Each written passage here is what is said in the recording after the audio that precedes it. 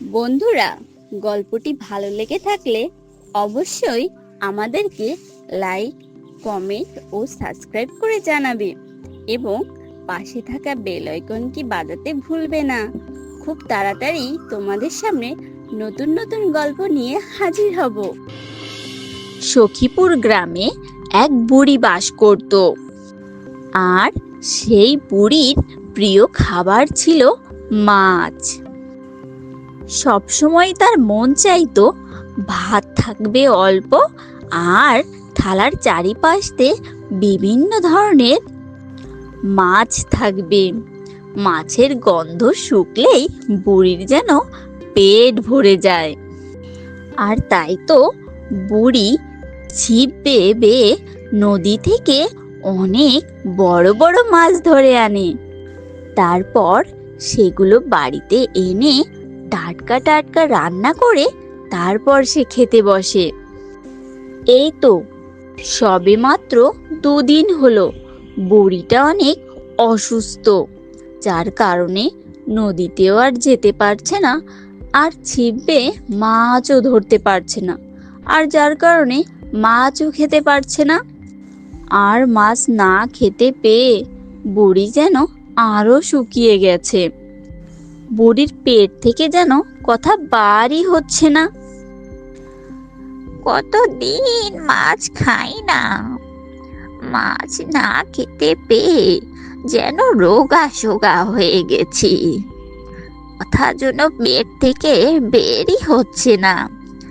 আজই নদীতে যেতে হবে। দেখি আমার ছিপটা কোথায় গেল। ছিপ ফেলে তুই একটা মাছ বাঁধাতে পারি কি না।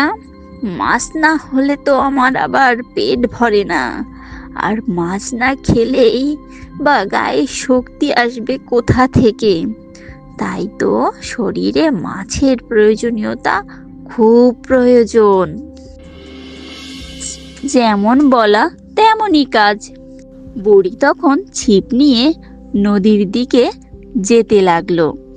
নদীর ধারে গিয়ে বসে পড়লো মস্ত বড় একটা আম গাছের নিচে।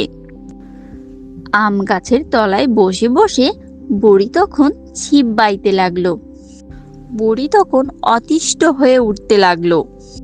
আর তাই তো বুড়ি মনে মনে ফোন দিয়ে আটতে লাগলো, হে ভগবান, আমার বড়শিতে বড় একটা মাছ বাঁধিয়ে দাও গো। কিন্তু বুড়ির এমনই কপাল, একটা মাছও যেন বড়শিতে উঠছে না। আহারে দুর্ভাগা কপাল আমার। সকাল গেল, দুপুর গেল, এদিকে বিকেল গড়িয়ে পড়লো, তাও একটা মাছ আমার বড়শিতে উঠলো না। সকাল গড়িয়ে বিকাল হয়ে গেল। মরণ, মাছ তোরা কি সব মরে গেলি নাকি? আমি এখন কি খাবো?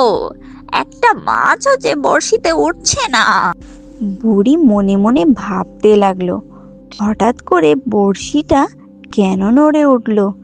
নিশ্চয়ই বড় কোনো মাছ বড়শিতে আটকে গেছে।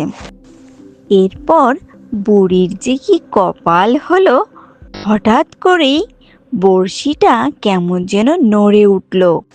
দেখি তো, বড়শিটা টেনে তুলি, কি মাছ আমার বড়শিতে পড়েছে। এত সময় পর বুঝি দয়া হলো ভগবানের, আমার বড়শিটা হঠাৎ করে নড়ে উঠল। মনে হলো বড় একটা মাছ বেঁধেছে। বড়শিটা টেনে ওঠাতেই বুড়ি তো অবাক। বড় একটা রুই মাছ বুড়ির বড়শিতে বেঁধেছে। মাছটা দেখে বুড়ি অনেক খুশি হলো। এই বলে বুড়ি অনেক খুশি হয়ে মাছটা নিয়ে লাফাতে লাফাতে বাড়ির দিকে রওনা দিতে লাগলো। যেহেতু বুড়ির মাছ বাঁধাতে বাঁধাতে প্রায় সন্ধ্যা নেমে এসেছিল, বুড়ি যখন বনের মধ্য দিয়ে হেঁটে যাচ্ছিল, তখন তার হঠাৎ মনে হতে লাগলো কে যেন তার পিছু পিছু হেঁটে যাচ্ছে। বুড়ি তখন হঠাৎ থেমে গেল। তখন কার যেন ছম ছম পায়ের শব্দ সে শুনতে পাচ্ছে। বুড়ির তো ভয় করছিল, আর পরেও ভয়ে ভয়ে বুড়ি বলে উঠল, কে রে তুই? কে রে তুই আমার পিছু নিয়েছিস? আর বুড়ির পিছনে ছিল ভয়ঙ্কর মাছ খেকো পেতনি। তখন পেতনি বলে উঠল, আহা কি মজা! অনেক দিন পর কবজি ডুবিয়ে একটু মাছ ভাত খাওয়া যাবে। আজ এই মাছটা দিয়ে বিভিন্ন পদে রান্না করে খাবো। বুড়ি, আমি আমি এই জঙ্গলে থাকি।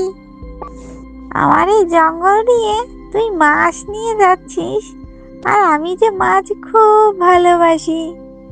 দে দে বুড়ি, মাছটা আমাকে দিয়ে দে, না হলে তোকে আমি এ রাস্তা দিয়ে যেতে দেব না কিন্তু।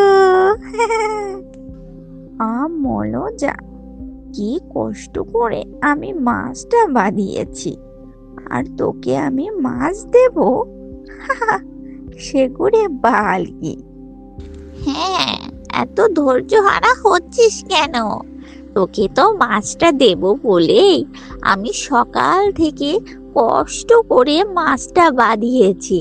তা যদি তোর মাছ খাওয়ার শখ থাকে, তুই আমার সাথে সাথে বাড়ি পর্যন্ত আয় না। এই বুড়ি, তোর এই মাছ খাওয়ার জন্য তোর আমার বাড়ি পর্যন্ত যেতে হবে নাকি? দিয়ে যা বলছি, দিয়ে যা। আমলো যা, এত ধৈর্য হারা হচ্ছিস কেন? কত বছর মাছ খাস না? তোর যদি খাওয়ার শখ হয়ে থাকে, তুই আমার বাড়িতে আয়। বাড়িতে আয়, তোকে বাড়িতে এলেই তোকে মাছটা আমি দিয়ে দেব। এই বলে বুড়ি ও শাকচুন্নির মধ্যে বিশাল ঝগড়া হতে লাগলো। তারপর শেষমেশ শাকচুন্নি বুড়ির পিছু পিছু বুড়ির বাড়ি পর্যন্ত গেল। বাড়িতে গিয়েই অমনি বুড়ি ঘরের দরজাটা দিয়ে দিল। এই বুড়ি, দরজা দিলি কেন? তুই আমাকে মাছটা দিয়ে দিলেই তো পারতি। দরজাটা দিলি কেন? মাছটা দে বলছি। এই বুড়ি, কথা বলছিস না কেন? মাছটা দে বলছি। আহ, এ তো পুরো জ্বালিয়ে মেরে ফেলবে আমাকে। একে শাস্তা করতেই হবে।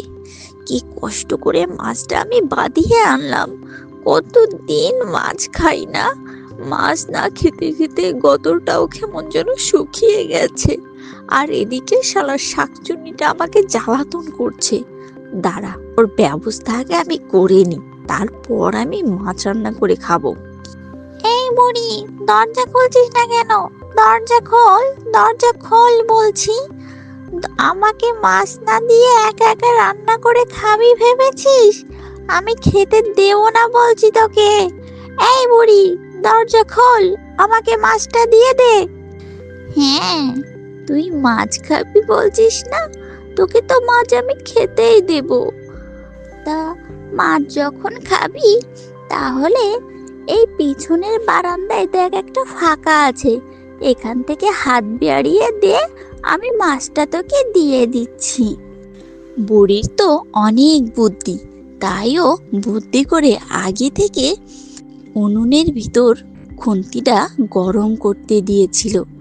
যেই খুন্তিটা লাল টগবগ হয়ে ফুটছে, অমনি খুন্তিটা শাকচুন্নিটার হাতে ঠেসে ধরলো। আর অমনি শাকচুন্নি চিৎকার করে উঠল, আ আ, বাঁচাও বাঁচাও! এই বুড়ি তো ভারী চালাক, আমার হাতটা একদম জ্বালিয়ে দিল গো! বাঁচাও বাঁচাও বাঁচাও! আর তখন শাকচুন্নিটি বাঁচাও বাঁচাও বলে চিৎকার করতে লাগলো, আর মাছ না নিয়ে ওখান থেকে পালালো। যাক, বাঁচা গেল। সেই সকাল থেকে না খেয়ে দে সন্ধ্যা পর্যন্ত বসে থাকে, একটা বড় মাছ বাঁধালাম, তারপর আবার শাকচুন্নির উপদ্রব হলো আমার উপর। যাক, বাঁচা গেল। এখন মজা করে রান্না করে মাছটা খাওয়া যাবে। তারপর বুড়ি মজা করে মাছটা রান্না করে খেতে লাগলো। বন্ধুরা, গল্পটি ভালো লেগে থাকলে অবশ্যই আমাদেরকে লাইক, কমেন্ট ও সাবস্ক্রাইব করে জানাবে এবং পাশে থাকা বেল আইকনটি বাজাতে ভুলবে না। খুব তাড়াতাড়ি তোমাদের সামনে নতুন নতুন গল্প নিয়ে হাজির হব।